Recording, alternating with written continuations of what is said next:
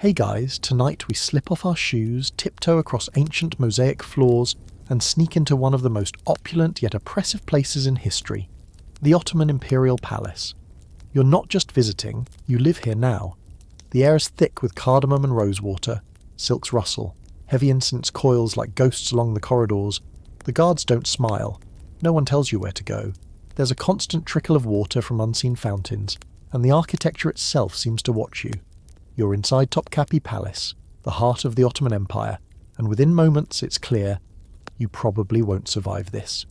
So before you get comfortable, take a moment to like the video and subscribe, but only if you genuinely enjoy what I do here. And if you're listening from a cozy corner of the world, drop your location and local time in the comments.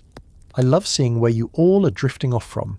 Now, dim the lights, maybe turn on a fan for that soft background hum, and let's ease into tonight's journey together. You arrive not as a guest, but as property. Technically, a possession of the Sultan. Maybe you're a young page boy taken in during the Devshirm, a levy system where Christian boys were collected and converted. Or maybe you're a woman, brought in from the far edges of the empire, possibly gifted by a pasha hoping to gain favour. However you got here, you're here now, and the first thing you notice is how endless the palace feels. Topkapi isn't a single building. It's a sprawling network of courtyards, pavilions, barracks, kitchens, libraries and secret gardens, all bound by tall walls. It's both magnificent and unnerving, like someone gave a control freak an unlimited marble budget. You don't walk straight here, you wind. Every corridor bends. Every room leads to 5 more. The design itself is meant to disorient. And speaking of disorientation, your first full day, absolute chaos. You're herded into the Birun, or outer palace, the buzzing administrative zone where scribes, clerks and functionaries move like fish in a school. But you're not in charge of anything, not yet. You're just trying to keep up. You hear languages from across the empire, Arabic, Persian, Greek, even Slavic, and you realise you don't understand half of what's being shouted. Also, the floor is slippery. Someone should mop. But it's considered a sacred space, so watch your step and definitely don't complain. You're quickly taught some basic survival. Never speak unless spoken to. Never look too long at someone higher ranking. Always bow your head when the Sultan passes, and never, ever make noise in the Enderun, the innermost sanctum of the palace where power truly lives. That place hums with tension, like the hush before a storm. At night you're assigned a tiny cell-like room. The bed is wooden, the mattress is barely stuffed, the blanket smells like spice and soap. You lie there listening to the calls to prayer echoing across the city, wondering how anyone finds peace in this place. Outside your window, shadows move in torchlight. You hear whispers. The guards never sleep, neither do the cats. Fun fact, Topkapi was crawling with cats. They kept mice away and were oddly tolerated, even loved. You see one now, orange, missing half an ear, glaring at you like you've already done something wrong. Sleep doesn't come easy. Because here's the thing no one tells you. The palace is loud. Not in a rowdy way, in a ceremonial way. Bells, gongs, announcements, and the meta band, the military musicians who don't believe in the concept of quiet practice. Imagine bagpipes crossed with cymbals at 6 a.m. Your REM cycle didn't stand a chance. The next morning, more protocol. You're shown how to bow properly, it takes a week to get right. How to walk with your hands clasped in front of you like a medieval butler, and how to eavesdrop without appearing interested. You're also introduced to the idea of hierarchy, which is everything here. Everyone is above someone and no one is equal to anyone. There's even a whisper that the tiles in certain halls were designed with patterns to subtly enforce rank. You start to feel like even the walls know their place better than you do. Quirky bit. There's a palace superstition that certain pavilions carry moods. Rooms that bring anger or jealousy or bad luck. You're warned, half-jokingly, not to linger in the green-tiled alcove unless you want to burst into tears for no reason. Later you pass by it and swear your chest tightens. Coincidence? Or just centuries of belief baked into the grout? Now remember, you're not a prisoner. Not exactly. But you're not free either. You can't leave without permission, and the entire compound is a fortress. Guards at every gate. High walls, inside and out. A moat in some places. Rumour has it the windows were deliberately placed to keep people from mapping the layout.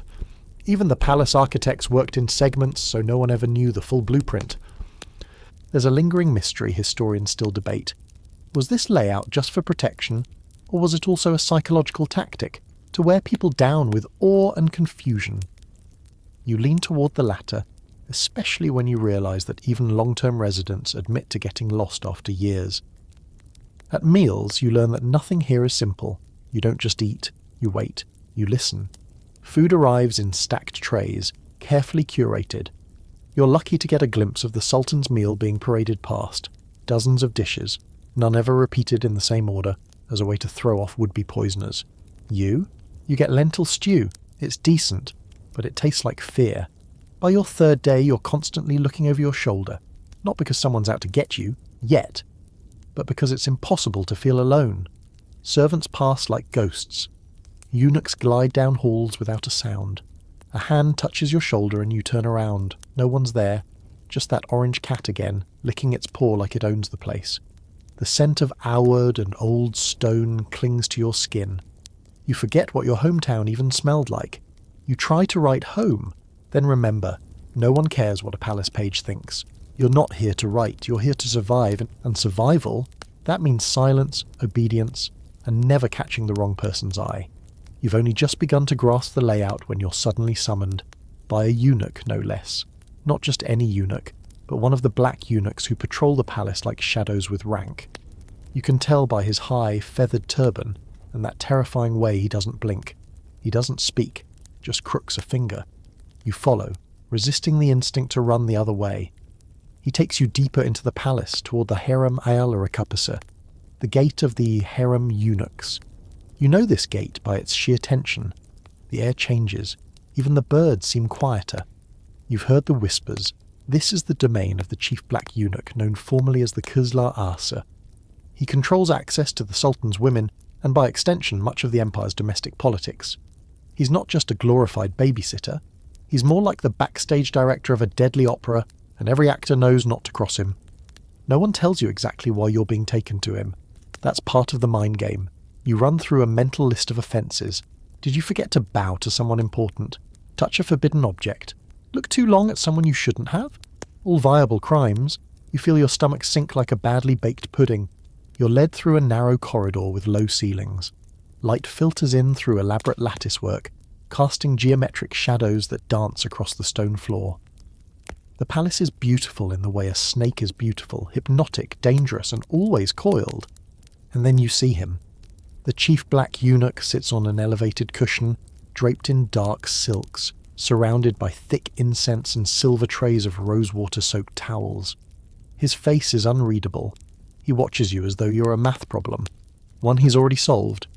He speaks softly, too softly for you to pretend you didn't hear.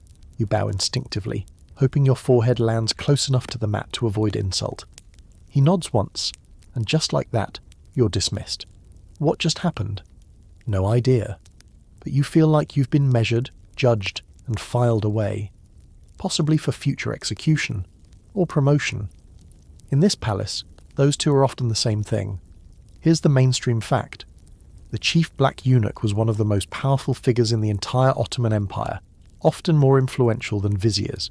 He had the ear of the Sultan, access to the imperial harem, and command over information few others could even imagine. He also controlled vast financial assets, including endowments and lands. That's right. He had his own budget. But here's the fringe bit. There are stories, unverified, obviously, that some eunuchs communicated through a secret sign language. Whether it's true or just a myth born from their quiet presence, you can't help but notice the subtle hand flicks they exchange. Could be a language, could be a warning. You pretend not to notice. Scholars still debate the full extent of their influence. Were they mere gatekeepers or kingmakers behind silk curtains? The answer probably depends on whom you ask, and whether they live to write about it. Later that evening, while scrubbing trays in the servant quarters, your new temporary assignment, you try to process it all. The eunuchs seem both untouchable and omnipresent. They walk in pairs, they speak little, and they always know things they shouldn't. You overhear a whispered tale. One of the kitchen boys once made fun of a eunuch's walk. 2 days later, he vanished. No one saw it happen. 1 minute he was peeling eggplants, the next minute, gone. Reassigned to some frontier garrison, they said, or something less polite. It's clear now. This palace runs not on logic but on hierarchy, mystery and deeply ritualized fear. One of your fellow attendants, a scrawny Albanian kid with big eyes and nervous hands, gives you some tips. Don't whistle in the halls, he says. Don't eat anything unless it's been tasted first. And don't ask about the Sultan's mother. You laugh, but he's dead serious. Turns out the Validi Sultan, the Sultan's mother, is basically a political boss with her own staff, budget and secret passageways. The chief black eunuch is her right-hand man. It's a spiderweb of influence, and you're not even a dust mote in it. You notice how everyone moves around eunuchs, respectfully, but not quite comfortably.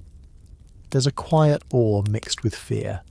Their presence is haunting, not because they're cruel, most aren't, but because they've survived things no one talks about.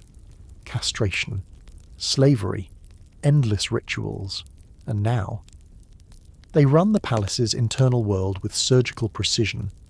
You pass a line of them during the next prayer call, standing in formation like chess pieces. Their robes are black. Their slippers make no sound. They look neither at you nor away from you. You feel like an insect crawling across a scroll they're reading. One of them turns slightly, just a tilt of the head, and you realise something chilling. They probably know exactly who you are. After all, this is their home. You're just visiting, briefly. That night you find a note under your cushion. It's not threatening, but it's definitely intentional. Just your name and a time. No place, no context. You show it to no one. Maybe it's nothing. Maybe it's the beginning of your promotion, or your disappearance. You don't sleep well. By now, you've learned to move like you're invisible. You bow instinctively. You don't speak first. You definitely don't touch anything ornamental unless it's handed to you. You're becoming palace-shaped. Conform to the silence, the expectation, the threat that comes with every raised eyebrow. And somewhere, in some dark chamber filled with scented smoke and polished silver, the chief black eunuch knows exactly how long you'll last here. He's probably already written it down. You're marched, bleary-eyed and still half dreaming, down a side corridor that smells like lemon soap, singed hair and faint terror. Today, you're going to the hammam, the palace bathhouse. You thought this would be the easiest part of your stay? A little steam, a gentle scrub, maybe a lavender-scented towel. Oh no, no, no, no. Inside, the hammam is stunning. A vast dome with circular skylights spills milky sunlight onto the slick marble floor. Steam hangs in the air, thick and hot enough to curl your eyebrows. The marble is veined with onyx and mother of pearl. In any other context, you'd call it beautiful, but you're not here for aesthetics. The moment you step inside, your clothes are stripped away and spirited off like they never existed. You're handed a thin towel that does little to protect your modesty, or your dignity. You're led, mostly by grunt and gesture, to a slab of warm stone in the centre of the room. It's called the göbek taşı, the belly stone. Flat, massive, heated from below, and utterly unsympathetic. You lie down, you wait. Then comes the bath attendant, a sturdy man with the strength of a blacksmith and the smile of a torturer. He grunts, you nod, and then he begins. It's not a gentle wash, it's exfoliation by combat. A rough mitt scrapes your skin like he's trying to erase your sins, and possibly your fingerprints. You cough as sweat drips into your eyes. Then he slaps you with a bucket of hot water, then cold, then hot again. Somewhere in between he starts singing under his breath, in a language you don't recognise. The towel slips. You try to rewrap it. He growls. You give up. Modesty doesn't live here anymore. A historical truth. Ottoman bathhouses weren't just for hygiene. They were rituals of purification, often required before entering sacred or royal spaces. For those in the palace, they were also status indicators. The closer your hammam was to the Sultan's private quarters, the higher your rank. Yours is very far away. You get the economy wash. Nearby you see high-ranking pages lounging as they're massaged with rose oil and sponged with lavender water. You? You just got your ears nearly yanked off. You can already feel bruises forming in strange places. One guy, older, cocky, with better posture than you could dream of, leans over and says, "If you bleed, they say you're lucky. It means you're not soft." You nod weakly, unsure if he's joking. Later, you're left in the sokluk, the cool room. You sit, dazed and pink, sipping water from a copper cup. Your hands shake a little. Your towel feels thinner. Your sense of self mostly dissolved in the steam. A quirky side note. Some palace bath attendants swore by their own secret soap blends. Rose, olive, and something called tamarind paste. Rumoured to pull out envy and bad luck. Did it work? Who knows? But your skin now smells like a spiced lemon and you'll never complain about a loofah again. Back in your servant quarters, someone offers you a scrap of bread and a tale. There once was a bath attendant who scrubbed a visiting prince so hard that the prince left with a limp and a strange affection. He made the man a minor official out of gratitude, or trauma, is unclear. Scholars still debate the role of the hammam in imperial politics. Was it just a functional place to clean up? Or was it also a subtle theatre for displays of power, rank, and even humiliation? Considering you nearly cried into your bath towel, you're leaning toward the second. You're not allowed to speak of what you saw inside. Not the birthmarks, not the whispers, not the golden tile ceiling that caught the light just so. Everything that happens in the hammam is cloaked in steam and silence. That night your skin is sore, your muscles ache, but you smell better than you ever have, and your hair is somehow shinier. One of the older servants gives you a conspiratorial nod, the first sign of recognition you've had since arrival. You're part of the system now, cleaned, scraped, scanned, and just when you start to drift asleep, dreaming of cooler air and softer hands, a bell rings. There's another hammam session in the morning, mandatory, every 3 days, because in the palace even cleanliness is weaponized. It's been a few days. Your bruises from the hammam have faded into a dull soreness, and you're starting to grasp the rhythm of the palace, waking before the call to prayer, memorizing every hallway, and learning which eunuch prefers his slippers pointed north when he naps. But just when you think you might survive this strange routine, the palace decides to remind you who's in charge. You're abruptly reassigned to the kitchens. And no, not the fun kind of kitchens with chefs in crisp hats, whisking sauces into golden perfection. This is the labyrinth beneath the palace, where thousands of meals are prepared daily, and the heat never ends. Welcome to the imperial kitchens, the literal furnace of Topkapi. You're ushered in through a narrow archway that blasts you with a wave of garlic, smoke and faint panic. The kitchen spans several courtyards, each dedicated to different dishes, soups in one, rice in another, sweets in their own glorious annex. Firewood piles stretch taller than you. Copper cauldrons bubble ominously. Someone's crying. It might be from onions, or the stress. You're assigned to the rice team. Congratulations. Your first job is to sort stones from sacks of uncooked rice, grain by grain, using only your fingers and dim light. And if you think, oh, I'll just skim through, guess again. Your work is double-checked by the Matba Amini, the kitchen administrator. If he finds a single pebble, you'll be peeling turnips until retirement. Here's your mainstream history fix. The Ottoman palace kitchens were no joke. At their peak, they employed over 1,000 staff and prepared food for up to 10,000 people every single day. That included the Sultan, his mother, wives, concubines, advisors, janissaries, guards, scribes, guests, you name it. Each meal was a performance, not just for the taste but for what it symbolized. The Sultan's dish, for example, had to be served at a specific temperature, presented in a golden tray, and tasted in front of witnesses to prevent poisoning. Not paranoid, just standard protocol. Your quirky tidbit for today, there was a sacred spoon. Yep, an enormous ceremonial spoon called the Kashika Sherif that allegedly once belonged to the Prophet Muhammad. It was brought out during special meals and paraded through the kitchens like a holy relic. You don't get to see it, of course. That's for trusted hands, not scruffy rice sorters like yourself. You try not to get distracted, but it's hard. The dessert cooks down the hall are whipping something that smells like roasted almonds and rosewater, and you're stuck elbow deep in uncooked grain. Occasionally, a head cook barks orders in a blend of Turkish, Arabic, and a little grunted French, just to keep you guessing. And it's hot, ridiculously hot. The kitchens are fueled by dozens of fires, and ventilation is medieval at best. Sweat pools in your shoes, your tunic sticks to your back. You'd kill for a breeze, or even one of those tiny desk fans from modern offices. You know, the ones that do absolutely nothing but make you feel like you're trying. One of the veteran cooks leans over and whispers, "You think this is bad? Wait until the winter festivals. 3 days of banquets. We don't sleep. We just stir and sweat. You believe him. His eyebrows are singed. Amid the chaos, there's an art to everything. The spice drawer alone is bigger than your old room. It contains saffron from Persia, cinnamon from Ceylon, pepper from India, and a powder that smells like warm sunlight. Mastic, you're told, harvested from the bark of a rare tree. You wonder how many sailors died getting this to Istanbul. Probably enough to make it taste bittersweet. There's also a secret hierarchy. You'd think a head cook is the top dog, but no. The Helverhain, the confectionery unit, gets the real prestige. Why? Because sweets are served last and they leave the final impression. Also, the Sultan loved candy. Who doesn't? But your job? Still rice. After hours of sorting and sweating, you're promoted to carrying trays. These aren't your average cafeteria trays. They're massive, ornate, and heavy enough to shift your spine. You have to walk them from the kitchens through secret passages, called soak yola, or cool paths, to keep the food from overheating.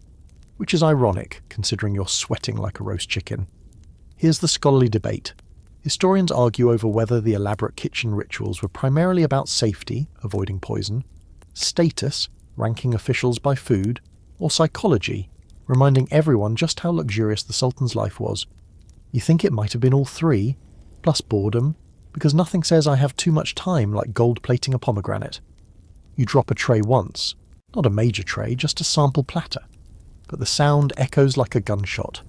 Everyone freezes. Then they all pretend not to have seen it, except one eunuch near the door who slowly shakes his head. You whisper an apology to the floor and clean it up with the urgency of someone repenting. Later that day, during your break, i.e., 5 minutes leaning against a warm wall, someone smuggles you a taste of leftover dessert, a bite of lokma, deep-fried dough soaked in honey and cinnamon. It's better than anything you've had in your life. You nearly cry. But before the sugar can even hit your bloodstream, you're called again. There's a dinner tonight. Formal, high-ranking guests. And they want extra rice. Of course they do. Dinner service in the palace is not a dinner. It is an event. A precisely timed, highly choreographed opera of smells, silks, and suspicious glances. You're no longer in the kitchens. You've been temporarily promoted, or rather voluntold, to serve during the evening banquet in the divan chamber, where the Grand Viziers gather beneath gold-leafed ceilings to pretend they trust each other. You're given new clothes, not fancy ones. A crisp white tunic, a vest that's slightly too small, and slippers with curved toes that feel like someone's idea of a joke. You ask about socks. The eunuch just laughs. You're not allowed to speak, not even a whisper. In fact, you're instructed to breathe quietly, which you thought you were already doing, but apparently not quietly enough. The divan chamber smells like polished wood, rose oil, and tension. There are cushions everywhere. The walls are tiled with Iznik patterns so intricate your eyes cross if you stare too long. You don't sit. You hover, platter in hand, ready to shuffle sideways like a ghost unseen and unheard. Remember how you thought rice sorting was bad? Now you're balancing food on silver dishes the size of a steering wheel, weaving between men who could have you executed for breathing the wrong way. Fun. Tonight's main course is stuffed lamb, roasted for 12 hours, filled with pistachios, cinnamon, rice and raisins. You deliver it to the far table. It weighs more than your dignity. When you set it down, you almost lose your grip, and for half a second the universe tilts. Someone clears their throat. You survive. Mainstream historical fact time. The divan was the advisory council to the Sultan, composed of high officials like the Grand Vizier, Defterdar, finance, and Kadiaska, judicial. The Sultan sometimes listened behind a golden lattice, hidden but very much present. So yes, he might be watching you drop that platter from behind a wall. No pressure. And just to keep things spicy, here's a quirky tidbit. It's believed that during certain banquets, live music was played not by musicians in the room, but by invisible performers behind silk screens, so as not to distract or, heaven forbid, seduce the guests. You're currently listening to what sounds like a lute, or a broken violin, hard to say. Your section is cleared fast. The viziers eat with a stoicism that feels performative, like each bite is a strategic move. You notice one man chew the same piece for a full minute. Maybe it's poisoned. Maybe it's just chewy lamb, you'll never know. Scholars still debate how much actual decision-making happened at these dinners, versus how much was just theatre. Meals used to reinforce hierarchy, favour, and fear. Judging by the way everyone glances at the head seat before lifting a fork, you're leaning toward fear. Your next task is the sherbet round. No, not ice cream. Think chilled sweetened flower water. There's rose, orange blossom, and violet, each served in delicately etched goblets that you must hold by the stem. Smudging the rim is apparently a crime against the Empire. You carry a tray with 5 of these goblets, trembling slightly, praying no one notices. One vizier raises an eyebrow when you pour. You almost drop the jug, but then he nods. Barely. Victory. Another servant whispers later that this vizier once tested his sherbet for poison using a pearl ring. If it changed colour, he wouldn't drink. You ask if it ever worked. The servant shrugs. He's still alive, isn't he? Halfway through the meal, a small drama unfolds. One plate is returned, uneaten. The kitchen falls into silent horror. A scribe is dispatched to note it down. You think it's overcooked, but some whisper that the guest is making a political statement. Refusing the Sultan's hospitality is like refusing the Sultan's protection. Dangerous game. And then there's the silence. Long moments where no one speaks, forks hover mid-air, and the whole room feels wrapped in velvet tension. In those seconds, you feel invisible, and also hyper-visible, like your every twitch is being noted by someone behind a tapestry. You remember that weird fact someone told you earlier? The palace once had a record of a food taster who wore gloves at all times, because skin contact with a poisoned fig had killed his predecessor. You glance at the fruit platter across the room. You decide figs are overrated. Dessert is a delicate construction of dried apricots stuffed with almonds and candied orange peel.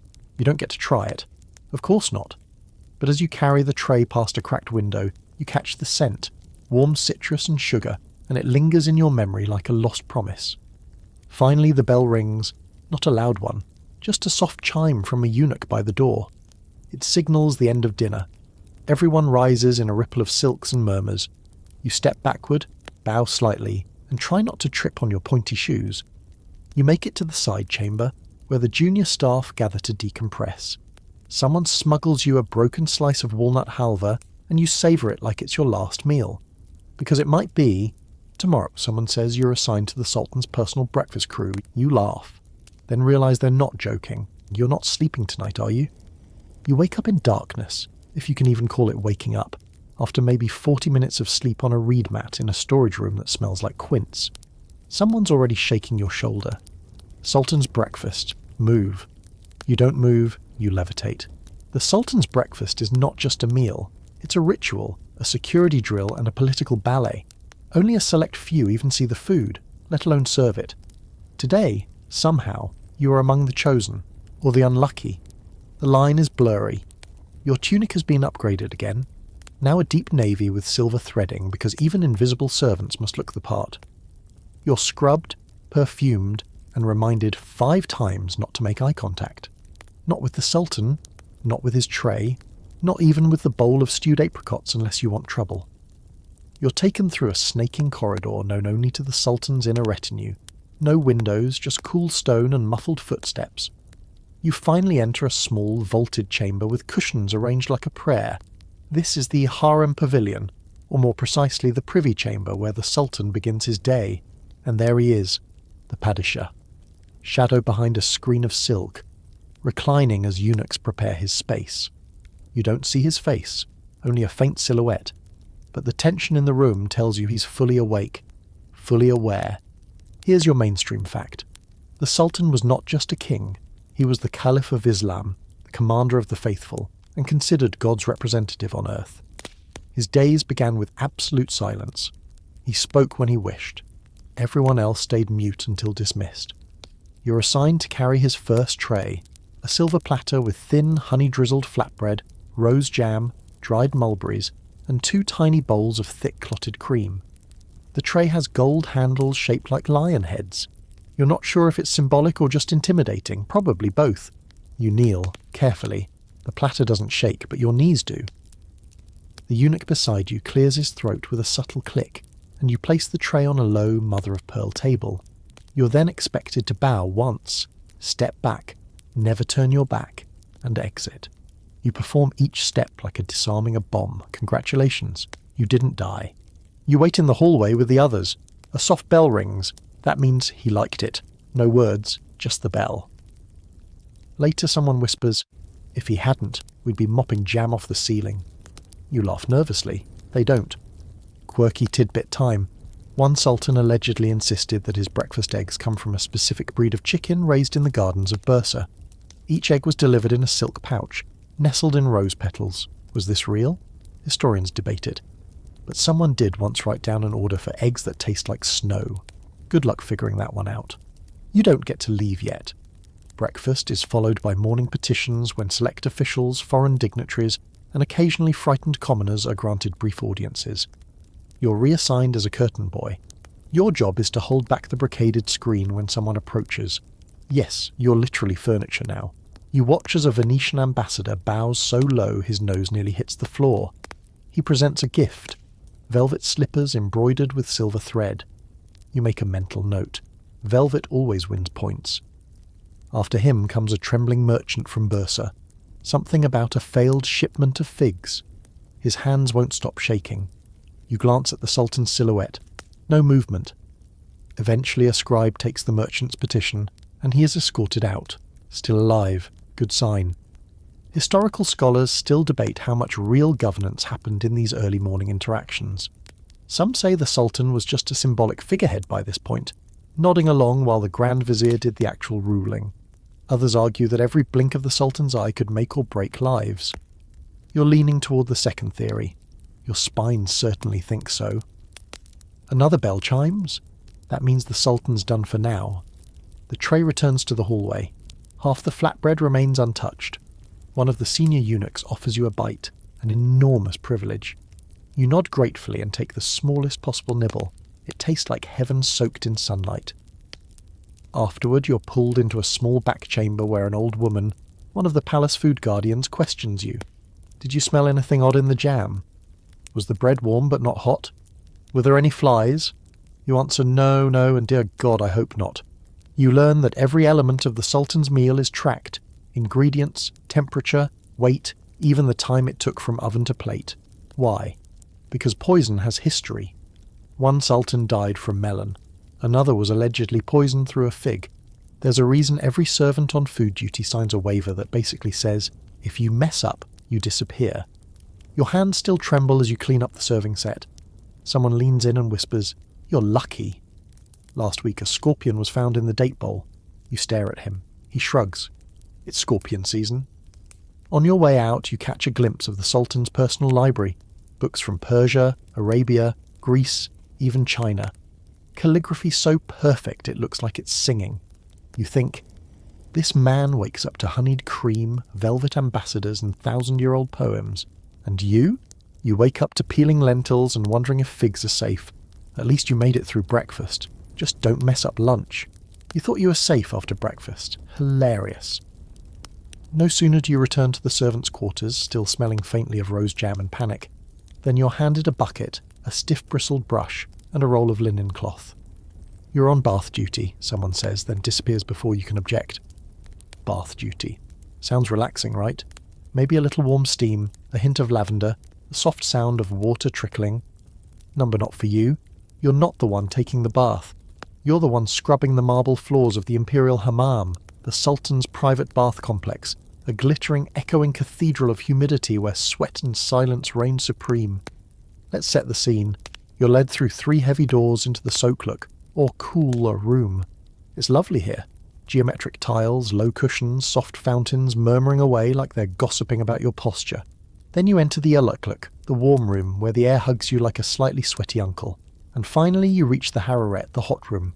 The hararet hits you like a slap.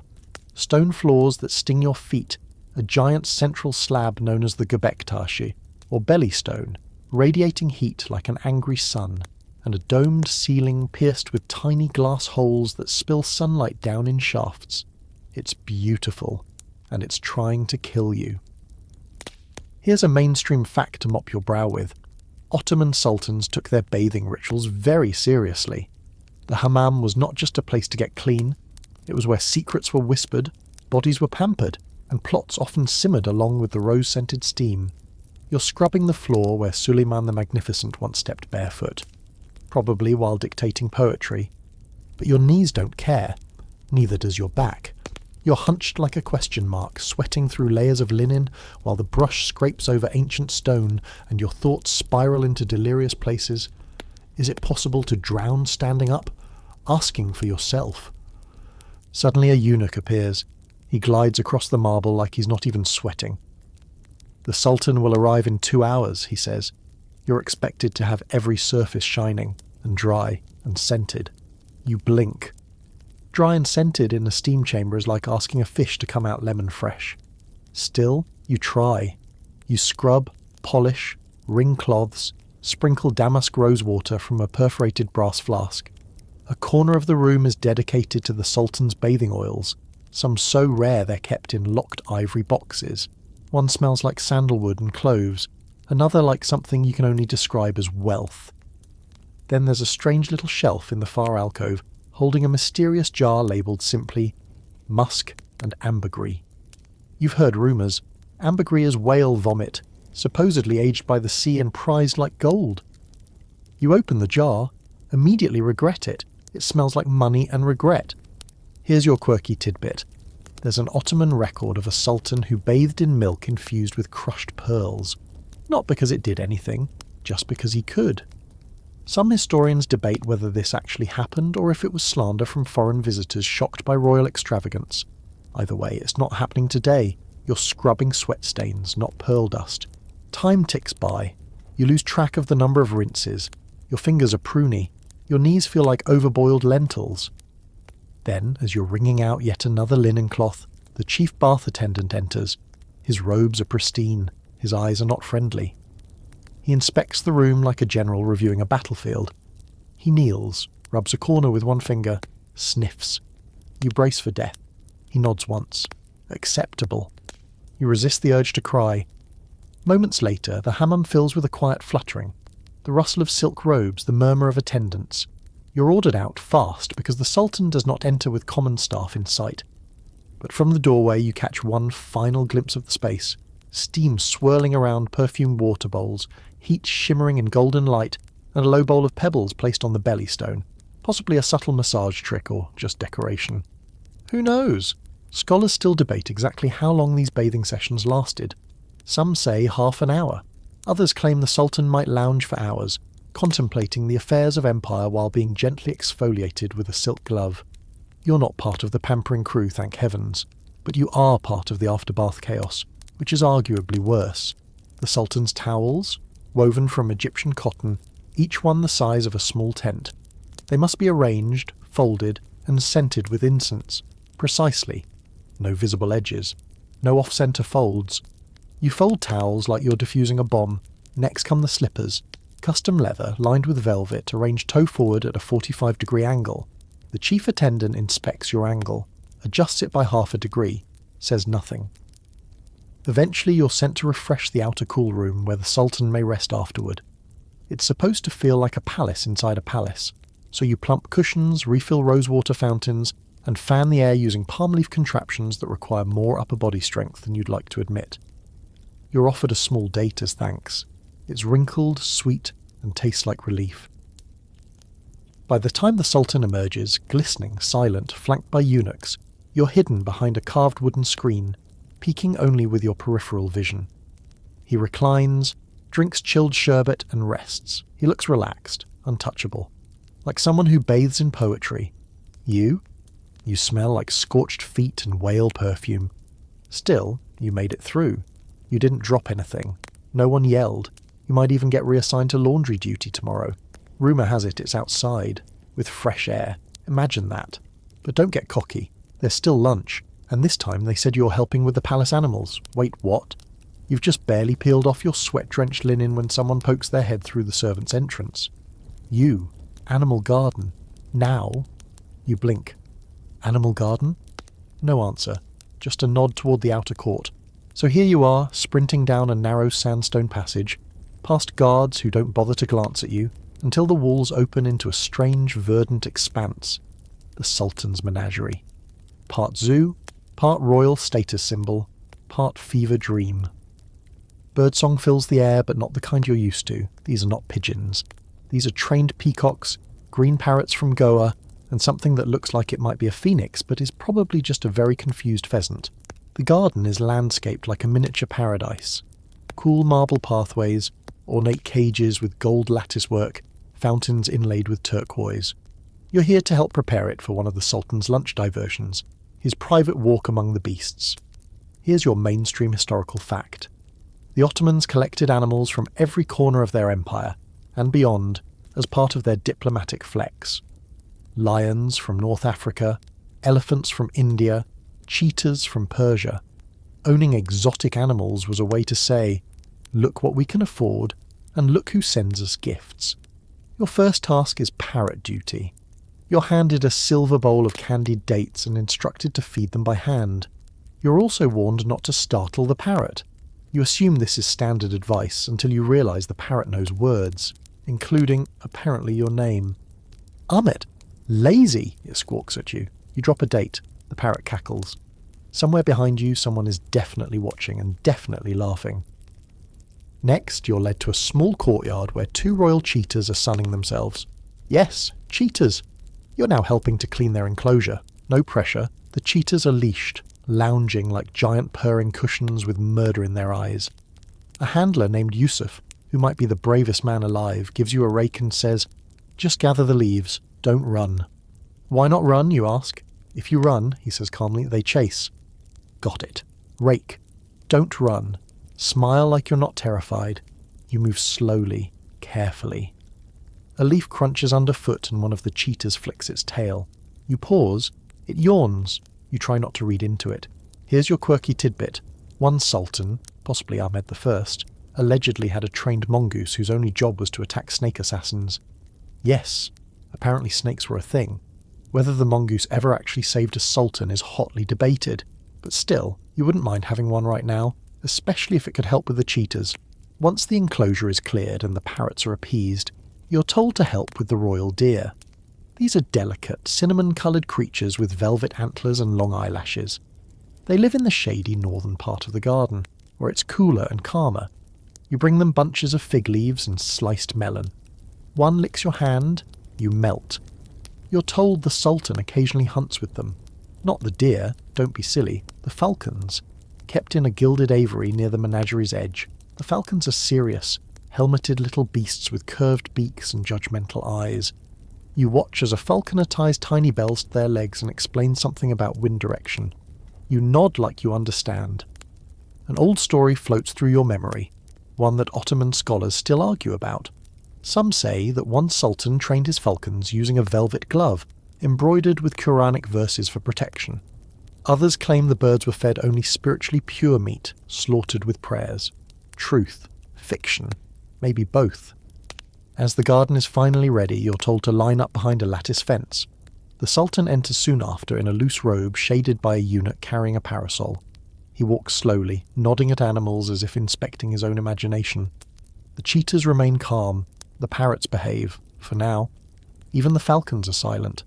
Then just as the Sultan is nearing the deer pen, it happens. A monkey, where did the monkey come from, now leaps from a rooftop and lands directly onto the melon cart.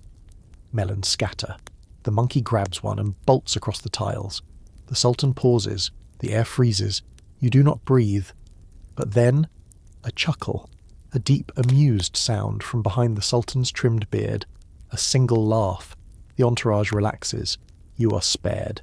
The monkey? Promoted to legend status. You spend the next 20 minutes helping gather scattered melon chunks while trying not to cry from relief. The Sultan continues his stroll. The monkey disappears back into the rafters. You suspect he's done this before. As the visit ends, you help carry silver bowls of water to a shaded tent where the Sultan will dine. You're not serving. Today you're just the backup. But you overhear some of the dishes. Roast pigeon in plum sauce, spiced lentils with saffron, chilled rose sherbet. Your own lunch is stale bread and cucumbers behind the aviary. But honestly, after surviving cheetahs and an airborne melon thief, you'll take it. You lean back, biting into your cucumber, staring up at a parrot silhouetted against the sky. It says your name again.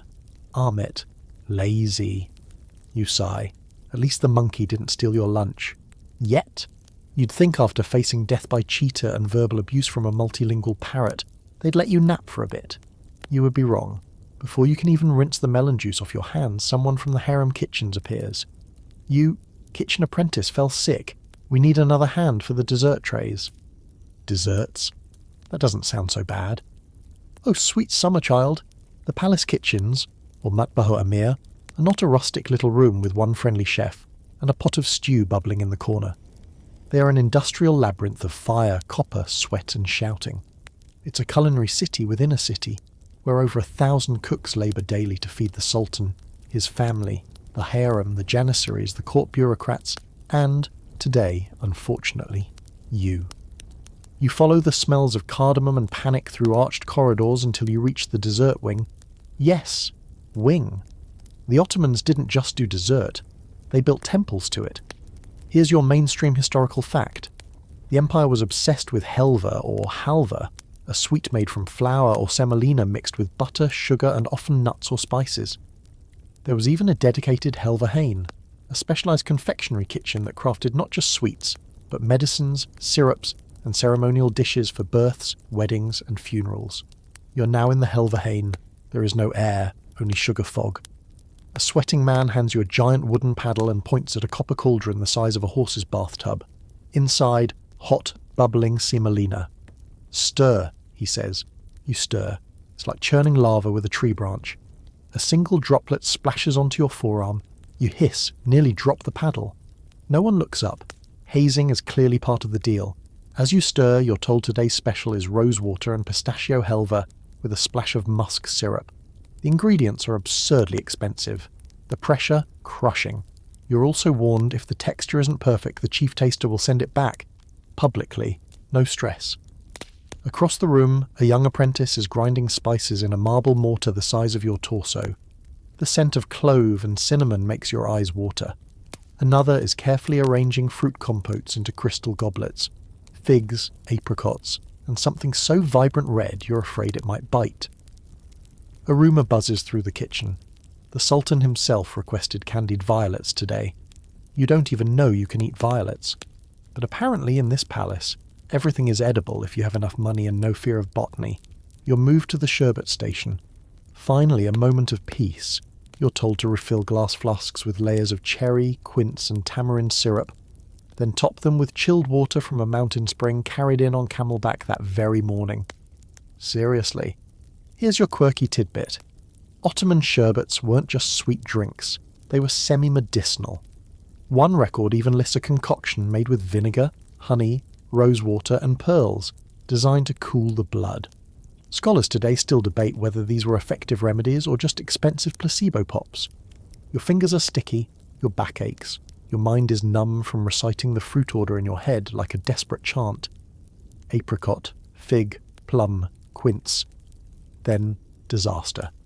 You're carrying a tray of baklava, paper-thin pastry layered with honey and crushed walnuts, across a polished marble floor. You slip. The tray tilts. One piece of baklava skids off the edge and lands in slow-motion horror on the ground. Silence. You freeze. The kitchen halts. The pastry lies there, oozing shame. The chief taster steps forward. He picks it up, examines it like an ancient artifact, takes a bite, pauses, then he nods. Good balance of sweetness. You almost pass out from relief. Someone claps you on the back. You're now the one who dropped baklava and lived. Your final task is to prepare the Sultan's personal dessert platter. You don't touch the actual food this time. Just polish the gold plate with a cloth infused with orange blossom oil and stack the delicacies in ascending colour gradient. White candied almonds, yellow quince, pink Turkish delight, ruby pomegranate gel, violet petal jam. The entire arrangement is carried out by two men with the reverence of priests. You follow at a respectful distance, mostly to avoid being reassigned to dish duty. As the platter is delivered to a garden pavilion, you catch a fleeting glimpse of the Sultan reclining on cushions, sipping sherbet through a silver straw. A white cat curls beside him, licking its paw like it too owns an empire. You do not eat with the royals. You return to the back of the helverhain and get a bowl of rice pudding that tastes like warm rain and nostalgia. It's actually delicious. Either that or you've lost all taste bud discernment. As you eat, one of the senior cooks tells you that some sultans use desserts as loyalty tests. A plate of halva might be offered to a guest. If they hesitated, it meant distrust. If they ate it confidently, it was a gesture of submission. So basically, dessert was diplomacy. By the time your shift ends, you smell like a spice market on fire. But you're oddly proud. You didn't ruin the helva. You might even be asked back tomorrow. Or promoted to linen duty. Rumour has it they're preparing the Sultan's travel wardrobe. Dozens of embroidered robes, each more opulent than the last, and every single one must be folded. Just when your shoulders were starting to relax.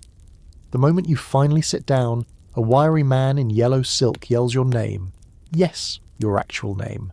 That's never a good sign in the palace. You turn to see him holding a bundle of cloth so pristine it glows. Linen duty, he says. Congratulations. You want to cry, but your tears would probably stain the satin. Now you're in the palace laundry wing, known formerly as the Samasha Hain. It's not a place most outsiders ever think about, but in an empire built on spectacle, even sweat-stained garments matter.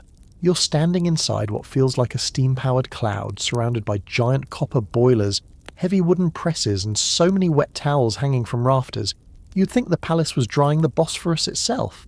Your job? Fold. Do not wrinkle. Do not speak. You begin with underturbans, soft cotton wraps that go underneath the ornate outer layers. It's peaceful at first. The scent of lavender and sandalwood lingers from the rinse water, and for a brief moment you imagine you could get used to this. That's when they wheel in the royal robes. Each one is a miracle of excess. Silk imported from China, embroidery in pure gold thread, stitched with tiny pearls so delicate they look like mist. One robe is made entirely of velvet dyed with crushed cochineal beetles, which gives it a shade of red so deep it looks like a spilled secret. You're told to handle it only with gloves. Here's your mainstream historical fact. The Sultan's wardrobe, or dolap, was not just functional, it was ritualized. Every robe had a season, an occasion, and a hierarchy. Some were never worn, just displayed. Others were gifted in grand gestures called hilat, a kind of clothing diplomacy that meant you're honoured but also owned. You fold one robe, very carefully, and place it inside a cedar-lined chest. Each chest is marked with calligraphy denoting day wear, ceremonial wear, riding outfits, and more. One chest is labelled rain robes. You wonder what it's like to need a dedicated wardrobe for drizzle. As you work, an older laundress tells you the harem women send secret perfumed notes tucked inside their linens, sometimes for each other, sometimes for eunuchs, and occasionally for the Sultan himself. You try to hide your curiosity, but she grins.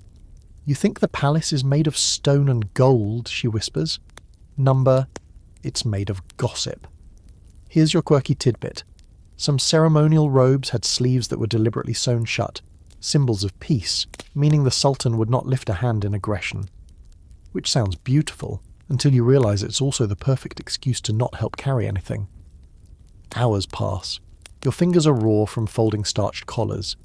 Your knees ache from constantly genuflecting to retrieve another chest. You begin to think linen duty is a special punishment designed by someone with a grudge against your spine. Then comes the final task, pressing the turban cloths. These are not ordinary turbans. The Sultan's personal turban takes 20 metres of fabric to wrap. 20 metres. That's longer than a school bus.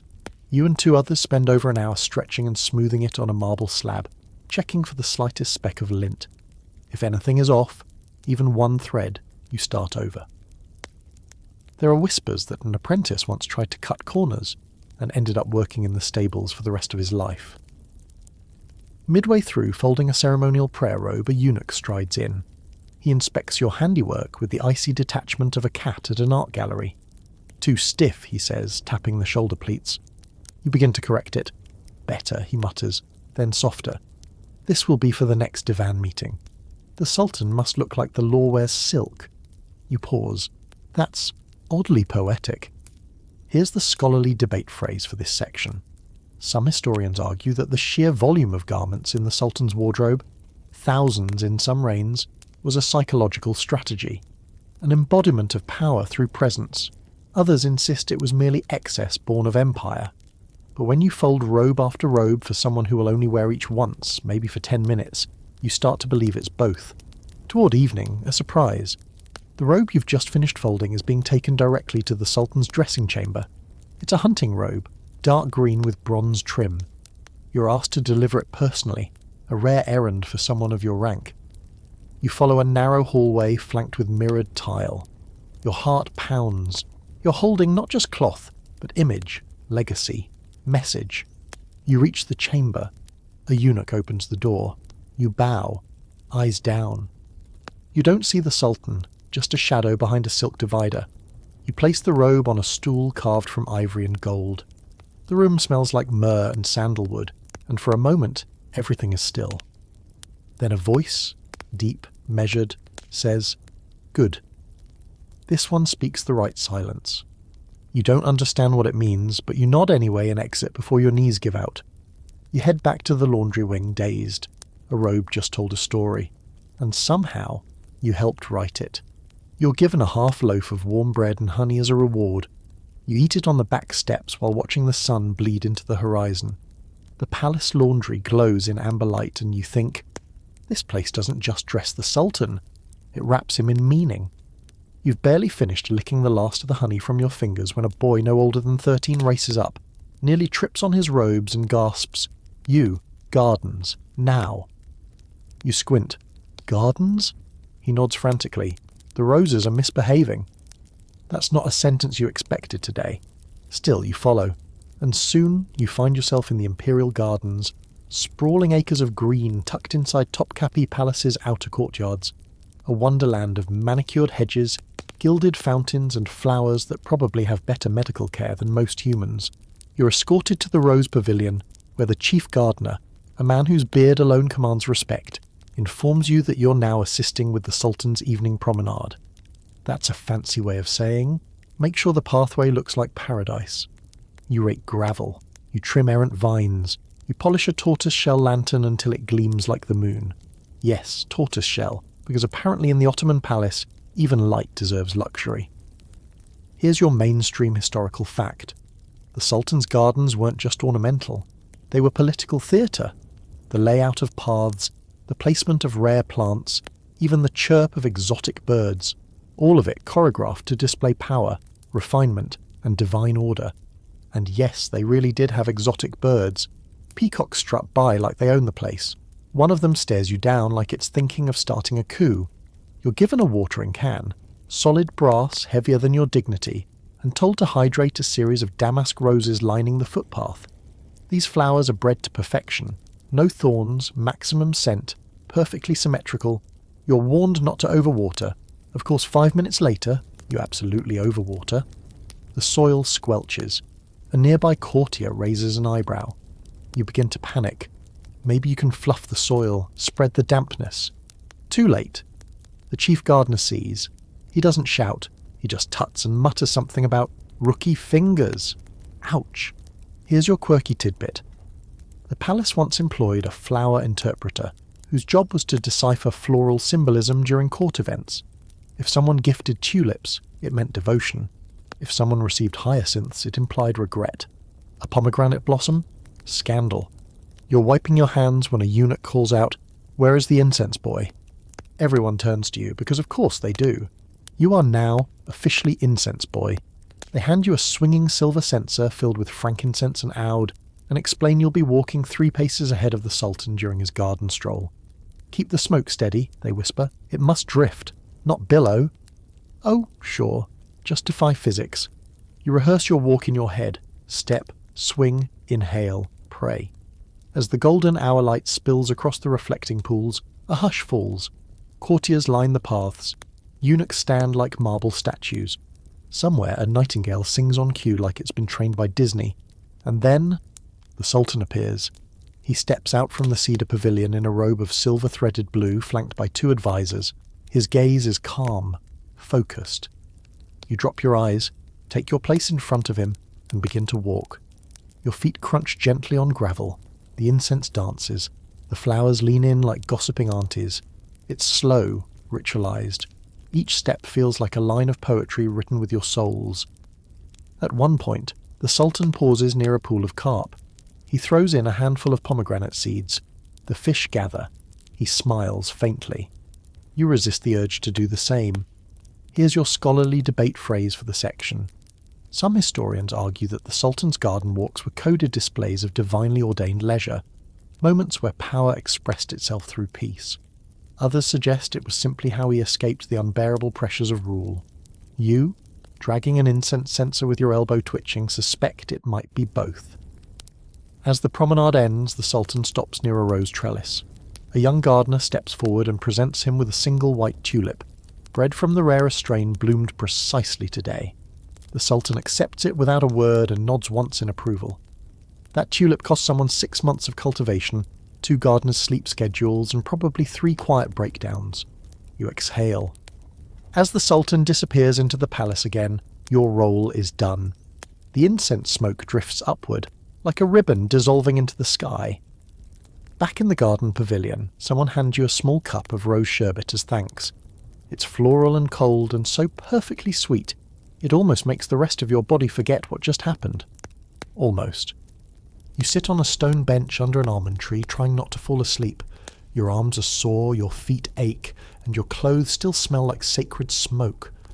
But for a brief quiet moment you look around at the manicured paradise and think, if empires must rise and fall, they might as well smell like roses on the way down.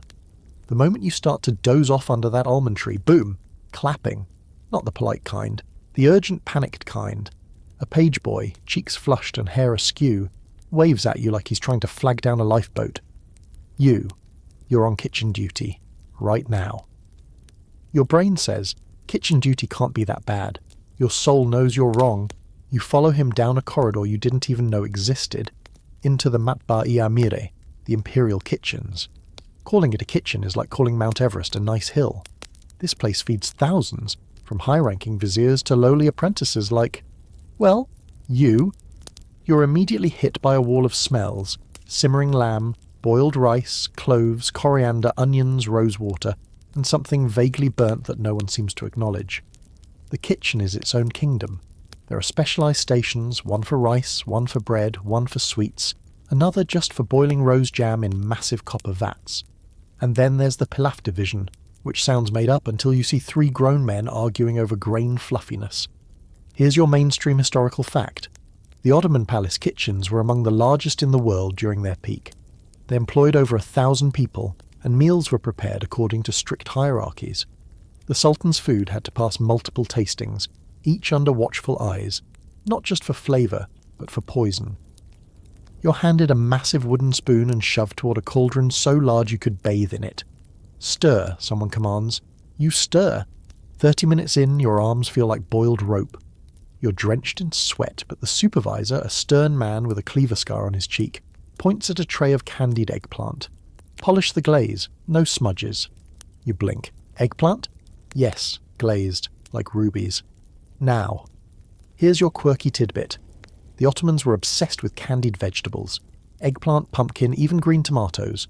Some elite diners would judge a cook's worth by how shiny and translucent their candied gourds were. You spend 15 minutes delicately brushing sugar syrup on a slice of squash that looks like it belongs in a jewellery store. You're assigned to shadow a pastry apprentice. She's all business and burned fingertips. Watch the halva, she warns, or it burns and you will cry. You believe her. The halva, a dense dessert made of semolina, butter and nuts, requires constant stirring in rhythm with a song the cooks chant to keep time. You join in, offbeat and breathless, but determined. Somewhere near the spice corner you catch sight of a small locked chest. You ask what's in it. Someone whispers, the saffron. You nod solemnly, like they've said the Ark of the Covenant. That saffron cost more per gram than your entire existence. Then, crisis. A vizier's food taster bursts in furious. The lamb stew is too spicy. The Sultan must not sweat. This is not a drill. Everyone springs into motion. The head chef tastes the offending dish and winces. He turns to you. Why is it always you? And says, quick, add cooled yogurt. Stir, gently. You obey. The stew calms down. The crisis abates. The chef nods at you, just once, and someone claps you on the back hard enough to dislodge a lung. Here's your scholarly debate phrase. Some scholars argue the elaborate palace cuisine was an expression of imperial ideology, presenting harmony through taste and order. Others suggest it was just one more display of indulgence masked as refinement. As you carefully tuck almonds into a pyramid of baklava, you can't help thinking. Maybe both are true. You're crafting diplomacy in philo layers. As the day winds down, the kitchen staff begins preparing the Sultan's evening tray. It's hand-carried by 2 senior stewards, flanked by taster eunuchs, and even the bowls are polished to mirror perfection. You help arrange the sweets, dates stuffed with pistachios, apricot jam moulded into roses, little almond cookies shaped like crescent moons. You catch a glimpse of the Sultan's tray before it's whisked away. No massive feast, just elegance. A little of everything. A reminder that power doesn't always shout, it selects. As the procession exits, the rest of the kitchen relaxes. The chef finally speaks to you directly. You didn't ruin anything, that's rare. You beam. He tosses you a still warm sesame roll. You bite into it. It tastes like sweat, sugar, and accidental survival. You're told you've earned a nightcap from the kitchen stash. Boza, a thick fermented millet drink with a tangy sweetness and the consistency of nostalgia. You sip it slowly on the back steps, next to a cat who may or may not be on the palace payroll. The kitchen glows golden behind you like a belly full of secrets, and you think, if empires run on power, they're powered by heat, sweat, and really good candied eggplant. Library, he whispers. You're so tired your knees audibly debate mutiny, but you follow. Because at this point you've learned, resisting the palace's requests is like yelling at a thunderstorm. It's cute, but it won't work. The corridor twists. The marble floors fade into soft carpets. Lamps flicker lower here. The air smells of leather, dust, and roses. Again. You step into the Enderan Library, an architectural gem nestled deep within the third courtyard. Dome above, books below. Shelves curl like labyrinths. It's part reading room, part reliquary, part puzzle box. This is where they keep the good stuff. You're led to an alcove where an elderly scholar, robes like parchment, voice like wind through reeds, eyes you like you're a half-deciphered footnote. You read? You shrug. Well, sort of. He grunts. Close enough. Your job? To assist him in restoring manuscripts. That means handling 200-year-old vellum like it's made of cobwebs, grinding ink from walnut husks, and gently wiping mould from margins using a hairbrush. Yes, hair. Hair. The brush cost more than your sandals. Here's your mainstream historical fact. The Ottomans preserved and translated thousands of works, from Greek philosophy and Persian poetry to Indian mathematics and Arabic astronomy. The palace library was a living brain, constantly absorbing and recording the known world. And here's your quirky tidbit. Some manuscripts were so valuable, they were wrapped in embroidered silk and stored in cedar chests, perfumed with ambergris and lavender. Scholars believed pleasant scents made the brain more receptive to wisdom. It's like aromatherapy meets academia. You're assigned a treatise on medicinal herbs, penned in Arabic calligraphy so fine it looks printed. Your task: clean the corners and check for wormholes. Bookworms were a literal threat, tiny, paper-hungry monsters who didn't care if they ate Plato or chicken recipes. You lean closer, the script dances. You're suddenly aware of how modern life has spoiled you. Your fingers ache for Control+Z. As you work, the scholar mutters about a missing codex. It was here, it must be found. He suspects it was misfiled, or worse, stolen. His paranoia is as thick as the ink you're stirring. Around midnight, he begins translating aloud. The passage describes a 16th century balm made of crushed pearls, cinnamon, and goat bile. For joint pain, allegedly. You suppress a shudder. The scholar sighs wistfully. They don't make medicine like they used to. You whisper, that's probably a good thing. He doesn't laugh, but his left eyebrow does twitch. Somewhere in the library, a clerk is writing out the Royal Archive summaries by hand. Pages and pages of treaties, marriages, harvests, lunar eclipses, executions. You ask why he doesn't just abbreviate. He stares at you like you've proposed arson. Here's your scholarly debate phrase. There's ongoing discussion among historians about whether the Ottoman archival obsession was bureaucratic necessity or psychological control, a way to tame an empire too sprawling to comprehend. Either way, you're now filing a scroll about tax law in Anatolia, so power by paper cuts. At one point, you're told to deliver a bound volume to the Sultan's astrologer. Wait, he has an astrologer? Of course he does. You knock on a velvet-draped door and enter a room filled with celestial charts, brass instruments, and a man who smells like nutmeg and confidence. He thanks you in a whisper. opens the book reverently and nods. "Tonight is favourable," he says, mostly to himself. "The moon will pass untroubled." You back away slowly, just in case. On your way back, you sneak a peek at a forbidden tome. You get 2 lines into a Sufi riddle before a junior scribe catches you. He doesn't scold you, he just smiles and says, "It's better not to understand that one too quickly." Back in the alcove, the scholar is asleep in his chair, snoring softly beside an open copy of Al-Ghazali's Cosmology. You cover him with a shawl someone left on a bench. The air is warmer now, thick with ink and wisdom. You sit by a window. The stars are sharp above the palace walls. Somewhere a muezzin begins the soft pre-dawn call to prayer. Your eyes blur. You think about the people who came before you, scribes, seekers, fools with dreams, and the ones who'll come after, each brushing dust from old pages, each hoping to read the world just a little more clearly. If empires are made of swords and silk, they're remembered on paper, and tonight you helped keep one of those memories alive. Even if your hands still smell faintly of goat bile, you wake up with your cheek pressed to a book, a real one, leather-bound, mildly damp from your drool, and now slightly wrinkled at the corner. Oops. Before you can launch into apologies, the scholar is already awake, already humming, already mixing ink with the kind of focus that suggests this man sleeps in intervals of exactly 4 minutes. He waves you away with ink-stained fingers. "Go," he says, "you've been summoned." You never like the sound of that word here. You're escorted, again by a silent page, again through shadowy halls, up a spiral staircase you don't remember from any map. Every step creaks like it's warning you. At the top, an ornate double door, carved with tulips and geometric stars. Your guide bows and backs away. You push the door open. Inside, everything is still. Velvet curtains sway faintly. There's no sound but the distant flutter of pigeons. You realise you're in a private salon, one of the Sultan's hidden lounges, and lounging, absolutely, unapologetically, is the Valid Sultan, the Queen Mother. And oh boy, is she unimpressed. She's wrapped in silk like it was invented for her personally. Her gaze could melt marble, and she's holding a tiny porcelain cup of coffee like it's the universe's last secret. "Sit," she says. You do. A maid places a matching cup in your hand. You sip. It's strong, deep, flavoured with cardamom and the slow erosion of your confidence.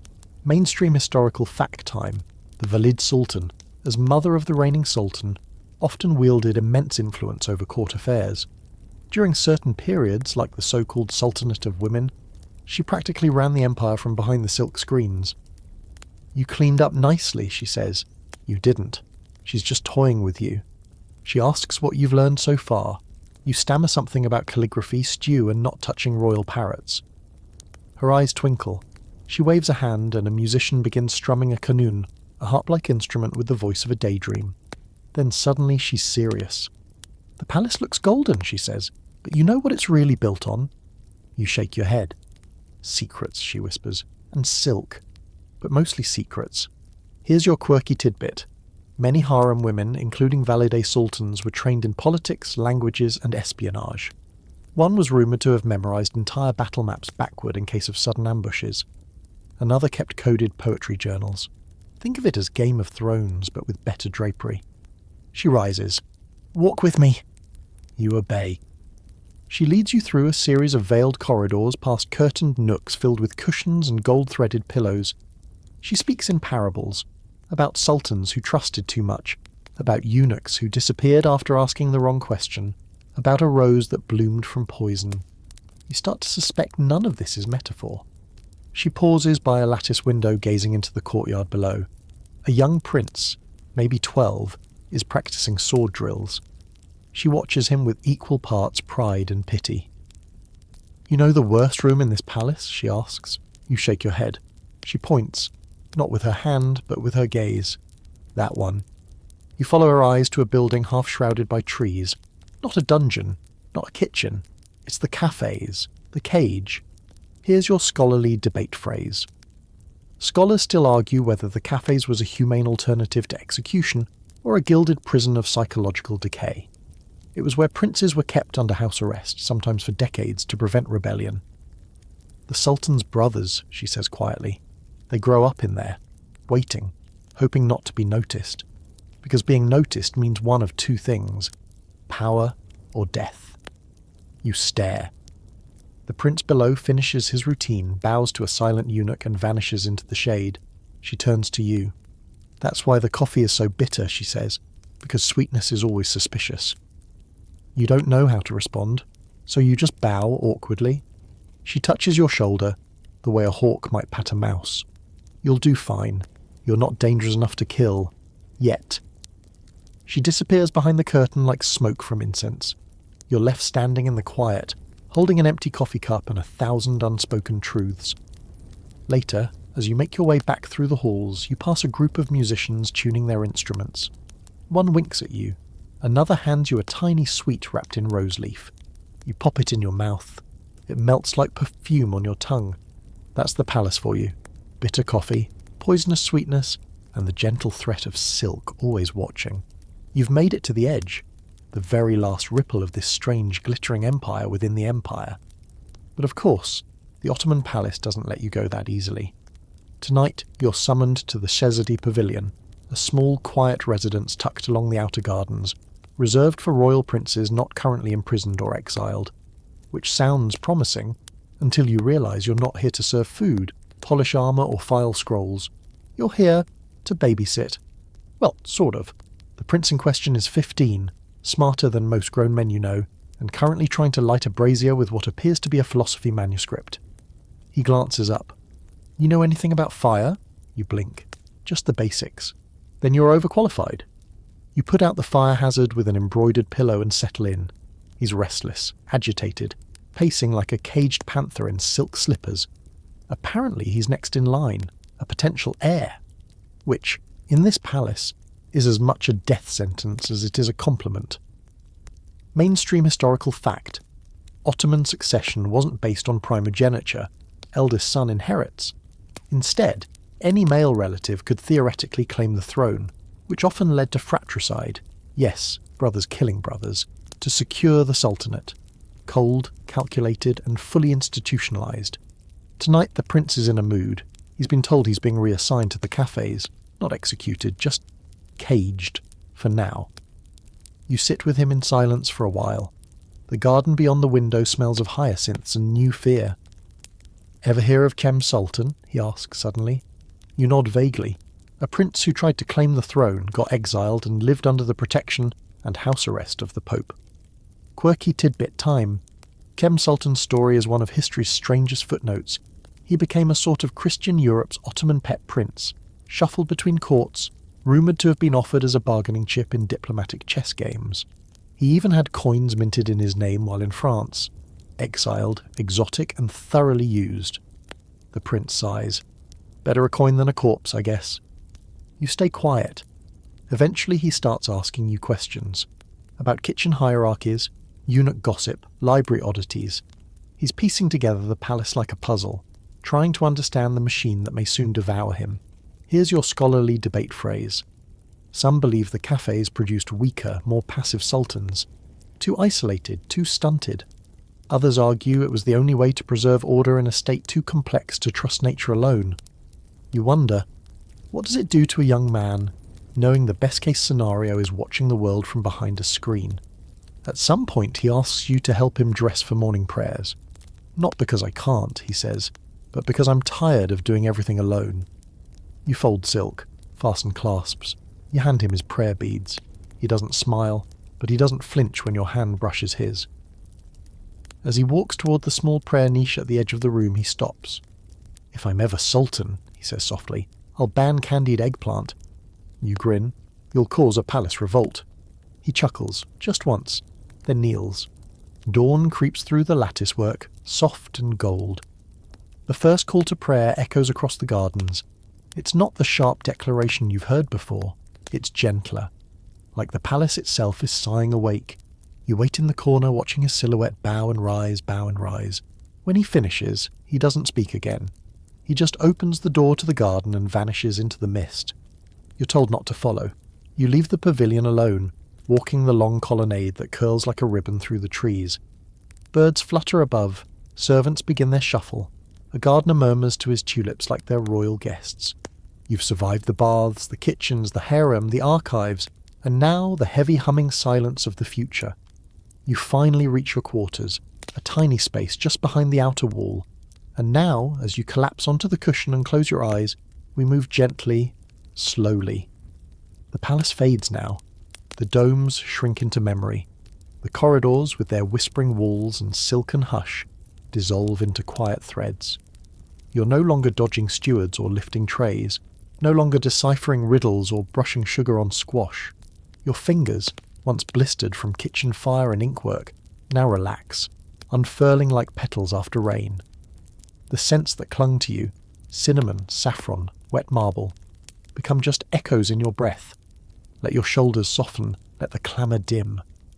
Above, the Ottoman sky stretches wide and pale, the stars slowly tucking themselves away behind a curtain of morning light. The last lanterns flicker out, one by one, like thoughtful commas at the end of a letter never meant to be sent. And within you, beneath all the courtyard's cloisters and crowns, there is a hush, a sacred hush, the kind only earned by those who survived something ancient, something beautiful, something entirely unreasonable. You didn't last a day in the palace. Not really. But you did walk through its golden veins. You listened. You carried its stories in your breath. And for that, even the shadows bowed a little. Now let your breath settle. Let the fan hum in rhythm with your heartbeat. Let your dreams stretch into mosaics. The palace will be there tomorrow, or maybe it won't, but tonight. You rest. You are safe, you're full, and you're far, far from the cage.